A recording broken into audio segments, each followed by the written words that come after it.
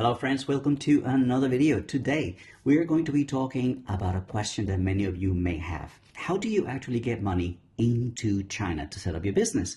It's a little bit more complicated than just a simple wire transfer, so you want to watch. We're going to break down the legal channels from goods and services exports to capital investments and even the limits on personal transfers. So let us dive in with Kathy. Kathy is a person with a lot of experience in business. How are you today? Very good. Good. So you know from this series of videos that Kathy is a person that has worked in accounting and as a CFO for many, many years. She was working for Mango China, which is a fast fashion company from Spain. And she's worked in Shenzhen, Shanghai, studied in Beijing. Yeah. And over the last 12 years, she's been running this business right here when she helps people like me and hopefully like you to do business in China. So today, we're going to be talking about bringing money into the country. This is the first thing, one of the first things that you need if you want to set up a company. So let us get down to business. All right, Kathy, so when we want to bring money into the country, it's not that simple. That's true. Why is it so? Why is it, were there some barriers to this? Because, China is a country that has strict control on foreign exchange. China government won't let foreign funds come into China without any reason. So if you want to wire money into China, you must have some legal reasons. I'm going to talk about three main reasons. Is that correct? Yeah. What would be the first most common reason to bring money into the country? Okay, for the first one, it's mainly for China is a country that produce many products. So many companies are doing export. They export the goods to other countries, and then their customers going to pay those Chinese companies. The Chinese companies here also including the foreign invested companies here in China. So the first channel is that you do the export and you declare officially in the customs system. You have the record, right? After that, you can ask your customer to wire foreign exchange funds to your China account. So that's no problem because you have selling goods. Yes, you have this is one of the legal reasons you can use. Okay. But people in China sell goods, but they also sell services. Would that That's be true. the reason?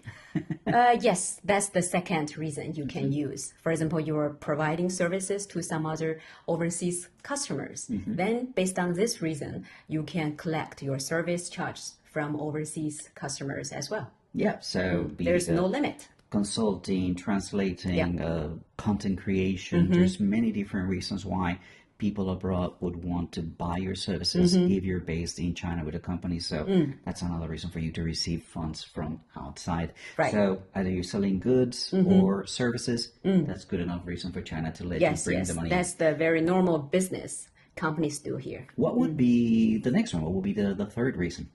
The third reason is under the capital atom. We call it capital atom in China. This is nothing to do with the sales of goods or services. This is mainly related with the investment. For example, a foreign invested company, you after you set up, you can have your capital account. So for the capital you have registered to the China government, for example, you registered $100,000. So for the amount within this quota, you can transfer the money into China without a problem. Remember, the party who is making this transfer must be the shareholder of the company. It cannot be like you, the shareholder, you engage somebody else to make the transfer. Yeah. It must be the shareholder itself. Yeah. Sometimes people like to be very informal with this kind of transactions or movements, and then they can run into trouble when things don't go the way they hope. So, yeah, very important clarification. It has to be the legal representative, right? Yes, that's true. That's true. Yeah, many formalities you need to know, and in order to avoid any potential problems. Yeah. Now, those are the main three reasons why the government would allow you to bring money into the country And as also- a business. Okay, and also actually for the capital, under the capital atom, apart from capital, the company may also borrow money from loans, borrow money from foreign companies or from a foreign bank. So in that case, it's also allowed. First of all, you need to register this loan in the Foreign Exchange Bureau.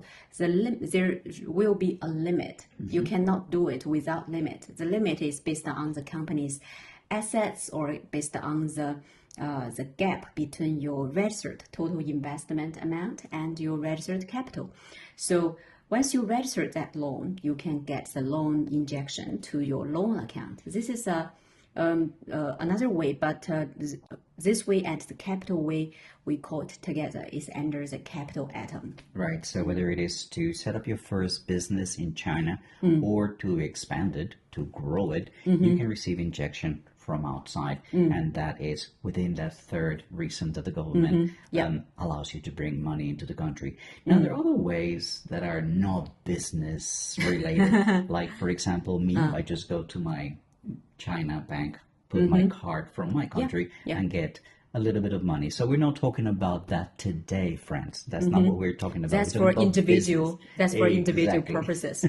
Yeah. So if you want to do that, you gotta have a reason. You gotta have a reason and show it to the government, and then it's all good. No problems. Yeah. Well, guys, it's a very short video, but we wanted to let you know the different reasons that you need to consider when bringing money into the country.